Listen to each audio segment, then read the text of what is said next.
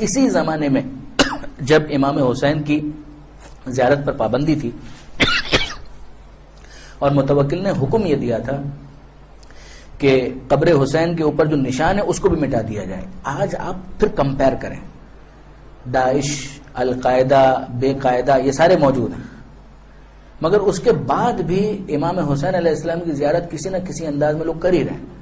Saddam کے زمانے میں اتنی پابندیاں تھیں، کربلا کے اندر بھی، اس زمانے کے اندر بھی لوگ کچھ نہ کچھ کر کے پہنچتے تھے. یہ متوکل عباسی کا زمانہ ہے کہ جس کے اندر قبر کا نشان مٹا دو، وہاں پر پانی چھوڑ دو، کچھ کرو ایسا کہ جس سے پتہ ہی نہ چلے کہ امام حسین کی قبر کہاں پر ہے. یہ پھر معجزہ ہے کہ اس کے بعد آج بھی حسین کا نام بھی زندہ ہے اور ایک انسان تڑپا جاتا ہے کہ کچھ کر کے وہ زائرین کی صف میں اپنا نام درج کروائے، اس فہرست میں اپنا نام لکھوا ہے. کتنی بڑی بات ہے.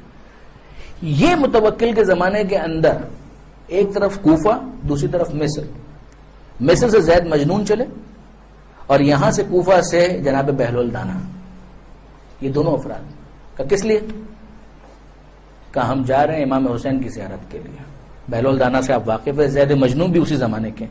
یہ زید مجنون مصر سے، یہ وہاں سے کوفہ سے، اور یہ دونوں اتفاق سے راستے میں ملاقات ہوئی. کہاں جا رہے ہو؟ کربلا امام کی زیارت کے لیے. کہا میں بھی کربلا امام حسین کی زیارت کے لیے.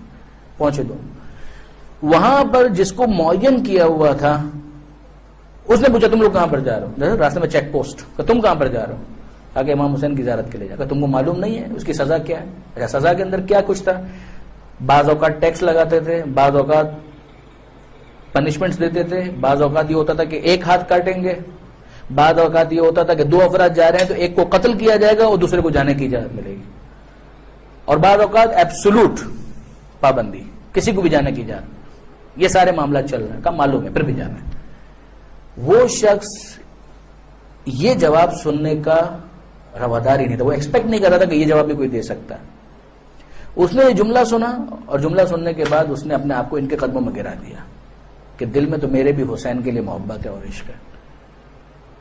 اس نے ان کو جانے کی اجازت دے دی. یہ لوگ زیارت کر کے آ گئے. اس کو بعد میں گرفتار کر لیا گیا، انٹیلیجنس تو ہے، اس کو گرفتار کیا گیا، اریسٹ کیا گیا، اور اریسٹ کرنے کے بعد اس کو سولے پر چڑھا دیا. یہ زید مجنون واپس سامرا پہنچے.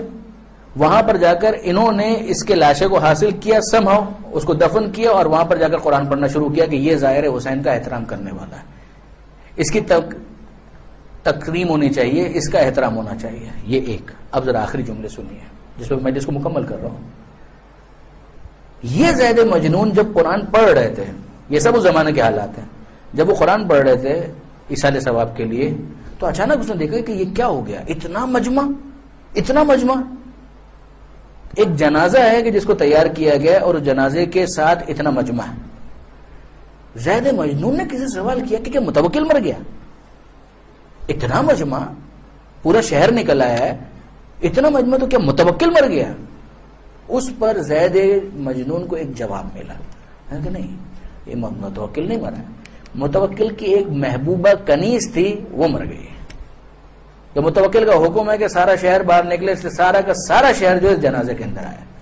اس پر زید مجنون نے آہ بھر کر ایک جملہ کہا، اور اسی جملے میں میں مجلس کو مکمل کر رہا ہوں. انہوں نے کہا آہ، یہ عیاش اور اس کی ایک کنیز اگر عام موت مر جائے تو اس پورا شہر اس کی تشییع جنازہ کے لیے نکلا، اور ہائے فرزند رسول حسین ابن علی، کہ کربلا کے اندر اس کا جنازہ اٹھانے والا بھی کوئی نہیں اور نماز جنازہ پڑھنے والا بھی کوئی نہیں.